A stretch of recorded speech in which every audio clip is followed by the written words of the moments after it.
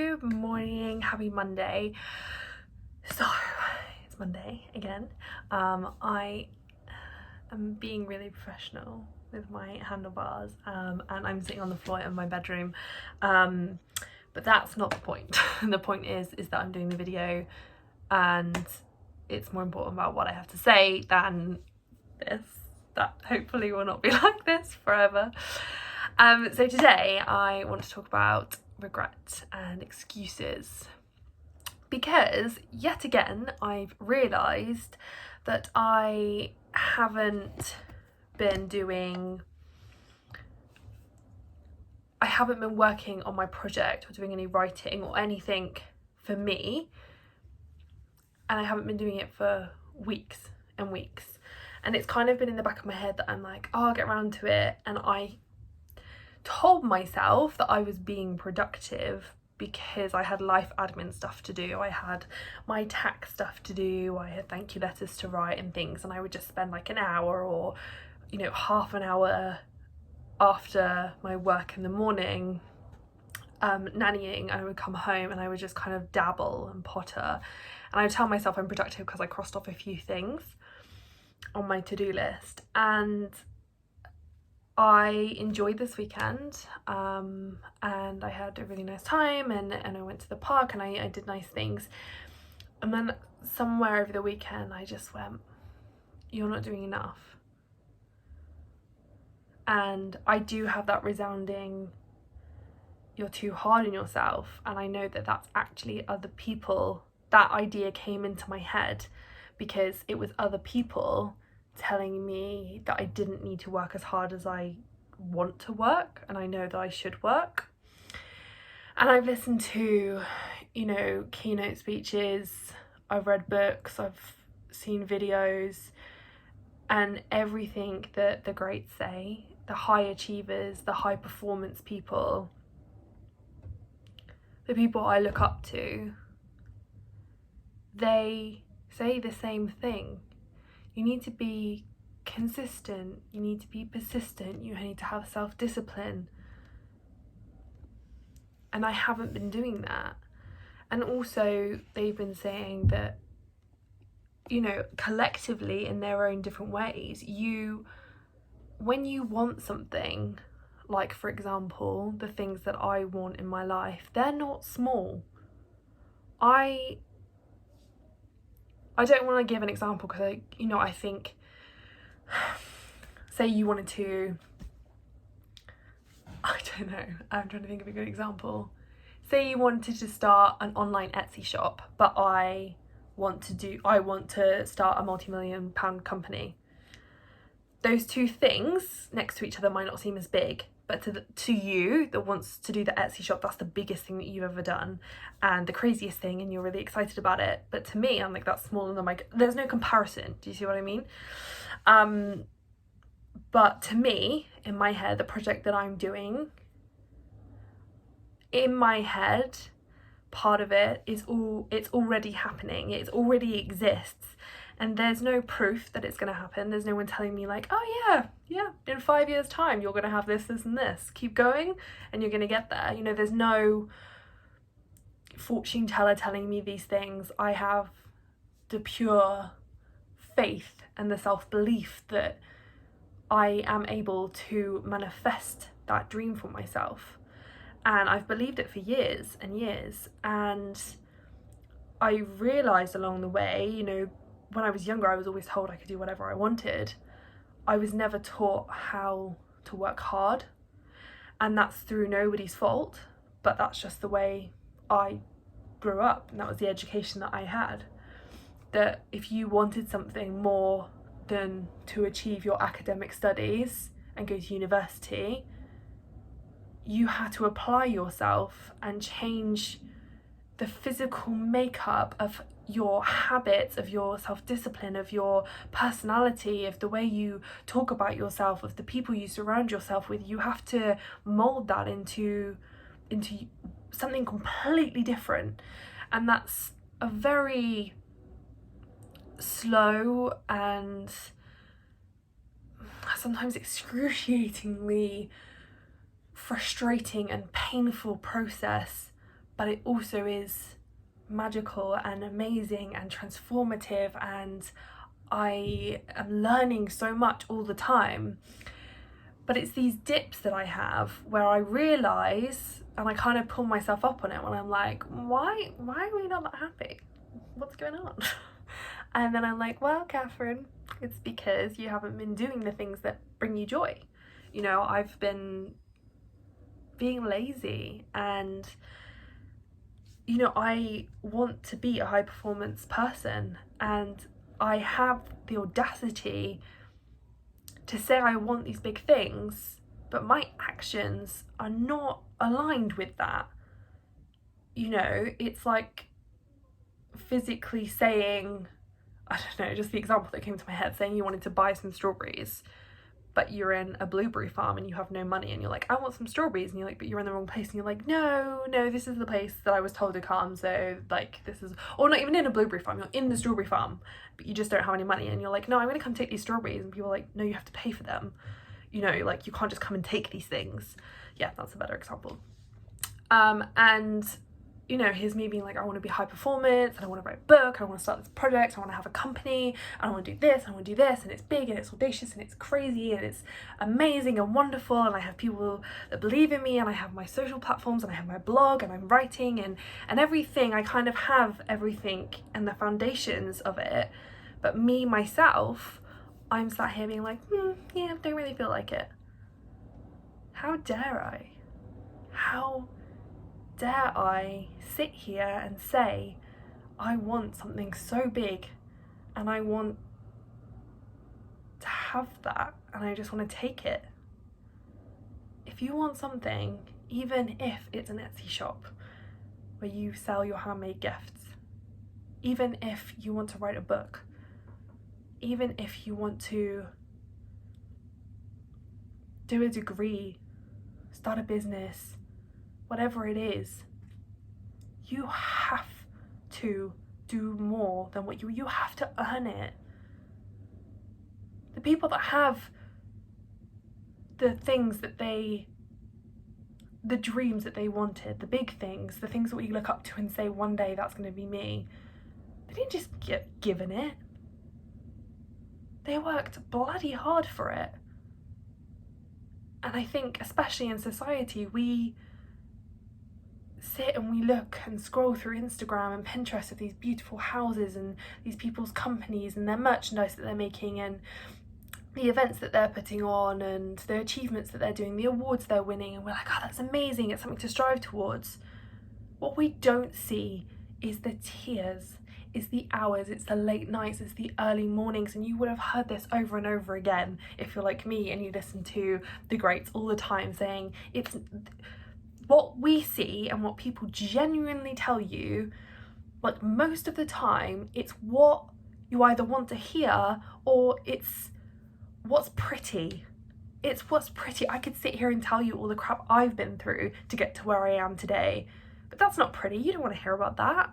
You want to hear about the things that I'm striving towards, the differences I'm going to make, how I'm going to change people's lives, what book I'm writing, what I'm writing about, what award I'd like to win one day, what I'm going to tell my first speech when I stand up in front of a stage. That's more exciting. Not about the nights that I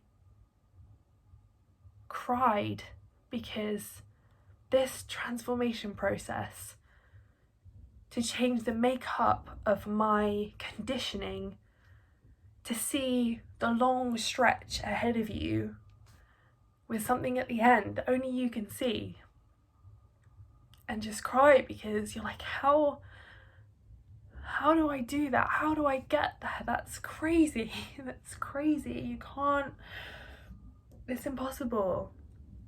And you have the people telling you not to work so hard and don't be hard on yourself and your standards are too high. And then you have the people that you look up to, the motivational speakers, the people that are where you want to be, telling you to just keep going. And it's mornings like today where I pull myself up again, knowing I haven't done anything for weeks, and I go, how dare you sit there and say you want these things, yet you will not dedicate a few hours a day when you don't even have a full-time job. I have a part-time job at the moment. The whole coronavirus, like, different story, but I only have a part-time job at the moment.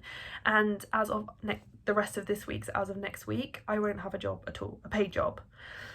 And I'm hoping that'll change, and I'm obviously looking for another job, but I'm looking for a part-time job so that I can still do this. And I'm allowing myself, I'm giving myself the gift of this time to educate myself and push myself and get to where I need to be in order to have the dreams that I want to have.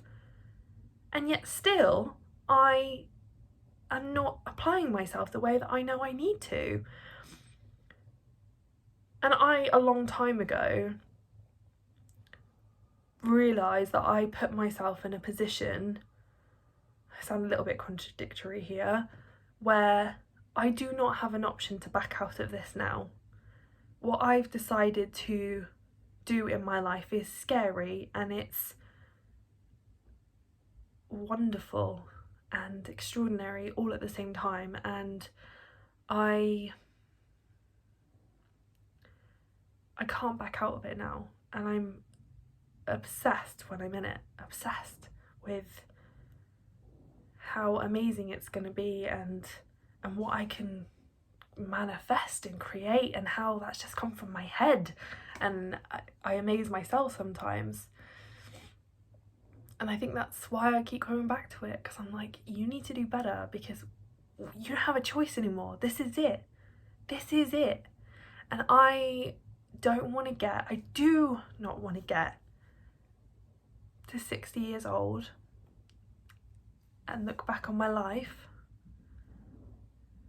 maybe look at my children, my grandchildren, at their opportunities, and say, I didn't do it, and I don't have any time. I don't have the money, I don't have the things that I could have given myself. And it was Gary Vee who first sort of was the person that I kind of kept hearing talking about regret. And he said, go to an old people's home, and every single one of them will have a regret that they're telling you that they didn't do, opportunities they had that they didn't take. And you look back one day and it's too late. And this is something that's, you know, we're in control of a lot more than we think we are, I think, in a way. And we're in control of this now, and we're in control of jobs that we take and opportunities that we say yes to. And I don't want to get to, I don't want to have regret. I cannot, just the thought of it makes me shit scared, to be honest. I don't want that to happen. Like, how scary is that? How scary is that? We're all gonna die. It's gonna happen. There's no fluffing that up and making it pretty. We're all gonna die. And we get this. We don't know what's on the other side. So for all we know is that we have this. And there's things that we all want. And for me, it's this project, and I want to be an author and a motivational speaker. But for you, it could be, you want to be the best wife, you want to be the best garden, like whatever it is that you do. And that's your thing, and that's what you want to do. But imagine if you just keep saying no and keep putting it off. You're never gonna be that person that you want to be. No matter what it is, it's important to you and it matters.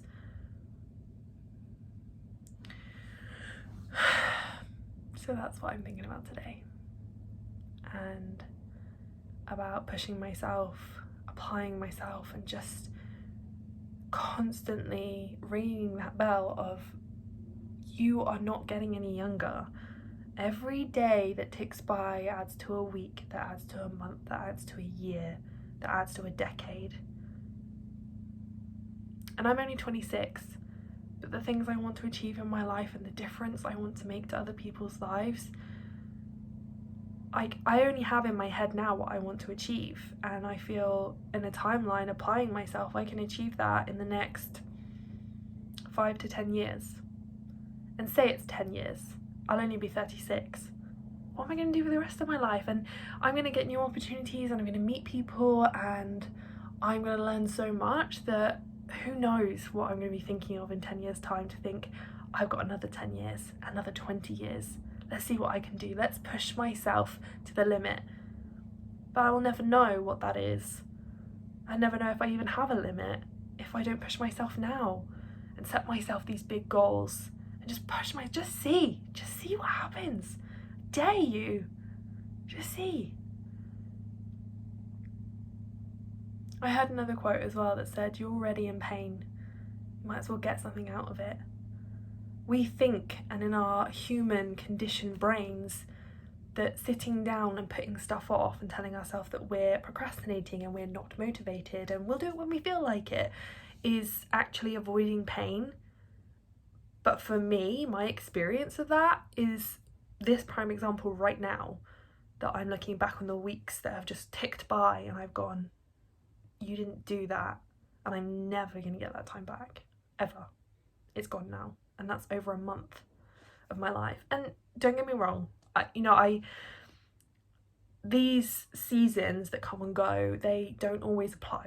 We are still in a global pandemic, and there are times when it's good to, sorry, just got a message. It's good to rest, and you need that, and you need to recenter and come back to yourself, refocus on your goals. There are always those times. I'm not saying there aren't. There are times that you're sick, there are times that things happen and you have to deal with that, and that's more important. But when, like me right now, you do not have any excuses, because the excuses are lies. The excuses are stories you're telling yourself as to why you can't have things, and they're crap. They're all crap. I literally don't care. They're crap. If you're in the same position as me and you're telling yourself you can't have things, it's crap. I've gone through bouts of depression and anxiety in my life as well, and those are completely different situations. So if you're sat there being like, well, I can't do that because I've got depression, or I can't do it because of this, like, maybe it's not your season to be in this right now. But like I said, if you're like me, you're feeling good, you've got time, you have the energy, you have the knowledge, you have the resources, you have no excuse. No excuse. So show up. Let's show up. Let's show up for our dreams that never give up on us. They're always there for us. And let's together look back in 20, 30, 40 years time and be like, I did it. I did it. And I went beyond anything I could ever have imagined for myself, because I want that. And how good does that feel? Maybe just sit and just spend a minute maybe or so thinking about the most amazing life that you could want for yourself. Maybe write it down. Maybe it's a house, maybe it's a car, maybe it's a holiday home, business, company, family. Think about all the amazing things that you have. No debt, all of those things. And then imagine that all being taken away from you and you can't have it. Because if you don't do the things that you know you need to do to get there, it's not going to happen. And that literally is going to be the truth. And it's our choice. It's our choice. It's our choice. We have the privilege to show up every day, to be the best versions of ourselves that we can be. And I know I'm not the best version of myself that I can be. I know I'm not there yet, but I am constantly striving to be better. I'm showing up for her. Because as I said, our dreams, they never give up on us. They're always there for us whenever we want to go back to them. And having the privilege to do that is something entirely magical all on its own. So yeah, spend a couple of minutes, think about that amazing life that you want.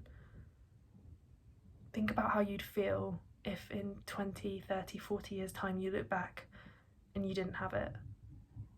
and the only person you have to blame is yourself. Because when you want something bad enough, you will make it happen. That's the bottom line. On that note, I'm going to go. Thank you for listening. I know this was a big, tough love, but it was needed. It was needed for myself and for you. So, thank you for watching, and I'll see you soon.